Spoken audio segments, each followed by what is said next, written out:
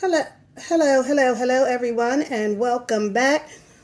Oh Lord, y'all, I got y'all on this spinning thing, and welcome back to Psychology Eats. So, what's eating you today, everyone? I have purchased some potato salad from the grocery store, and so I need to fix it up. So I'm gonna add some already cooked eggs to it.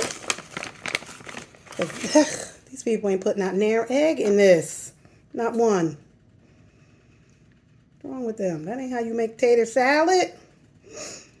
Now, I ain't even going to try to pretend to be no cook, because I'm not.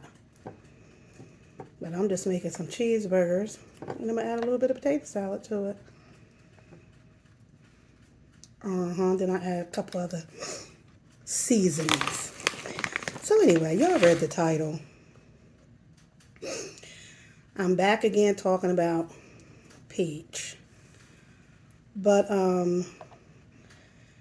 actually, sometimes as therapists, psychologists, psychiatrists, sometimes in our initial evaluations, we might get it wrong. We might overlook some things that we don't know because we don't have all the information, right? So we don't have all the information about somebody. We kind of make an evaluation or an assessment based on what we know. So based on what we knew, we kind of knew what Peach told us. That her husband was a cheater. You know, if you're a cheater, you obviously got to be a liar because you got to lie to cheat. And so she told us all these, bad things about him. And then we made our, assessments about who we thought he was. And I believe her. I believe he's all those things. But, girl, ain't nobody eating this with me. Yes, I just coughed. Because nobody in my house like potato salad. But, so we believe and bought into what she said about Wood. And so then when she was crying and upset, as women, in most cases, we're going to take the side of the woman and be like, oh, girl, he did that to you. Divorce him. Now, I wasn't saying that. I was just saying, Pete, get therapy. You need therapy. Da. So now, a few days later, after all of that happened, now we see Peach going out on dates with Wood. And, they kind of like seem like they working things out or trying to get back together. I don't know. But I think my initial assessment was for Peach to go and get help. But actually, I think everyone around Peach needs to get help. Everyone around Peach needs to understand how to deal with Peach, because I really believe Peach is bipolar, allegedly. Obviously, I've never given her a formal evaluation. But I think she is bipolar. She has manic episodes that we see. She has depression that we see. And it's almost like she has, definitely got some attachment issues. I mean, she came online and told us how she's attached to her virgin panties, which, yes, Peach asked us if that was weird. Yes, it's weird. It's weird. It's weird. But I don't think you see it as weird because I think you do have mental illness. And I think the people who need the most counseling is Wood, your children, and your mom, your dad, your sister, everybody who has to deal with you. They need support. I think you have told Wood that you forgive him and then you bring up the past. And then, most men are not going to put up with that. It's like, damn, you either forgive me or you don't. And if you don't, I'm a peace out. A lot of men don't care. Like, I'd rather live in a hole than live in a mansion and be miserable. Women, sometimes we'll stay in a miserable situation for the sake of the children or whatever. But in most cases, men are not going to do that. So I think when Woody has enough of your mood swings and your up and down behavior, he leaves. He abandons the situation. Because if you know bipolar disorder, you know how difficult it is for the family to deal with your loved one's up and down mood swings, their impulsive behaviors. That is why she's running back and forth to the lawyer. I want a divorce. I want a divorce. I'm getting a divorce. You want a divorce? Wood came home 10 minutes late and now you want a divorce? In her manic state or in her depressive state, that's what she'll want.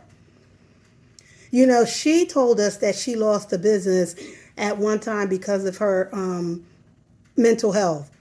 And I think we're watching that happen again.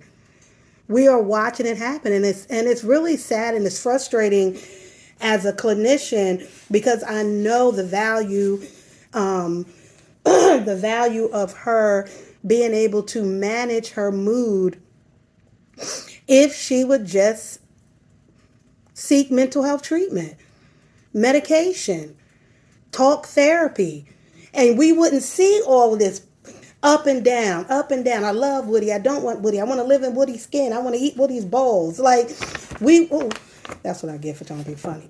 We wouldn't see all of that. So yes, I would encourage Peach to go to therapy. I don't think she will. You know why? Because she is living. Some people become accustomed to living in their instability. When they're not stable, they're fine living in that. That's what they know. So you ain't about to tell me to get stable. So now I got to experience life differently than how I'm used to it. She's used to being up and down. Woody's here. He's there. My mom, I hate her. I love her. Here come my sister. I love her. I feel bad for the family. I feel bad for everyone else around her because they have to live with that up and down attitude, behavior, mood. And the sad part about it, Pete, it's fixable. It's treatable. It's not curable, but it is certainly treatable. Medications that we have today are fantastic. Fewer and fewer side effects. It will fill in the missing chemical gaps that you have. Your mood is going to be stable. Excuse me, y'all. My burger's burning. Damn. It's going to fill in those gaps that you're having. I know y'all see it like it's a glare. I guess it's a glare because I'm at my kitchen table. But that's pretty much what I wanted to say. You know, I was in a lot of her comments saying, Peach, get therapy. Peach, go to therapy. Peach is not going to therapy.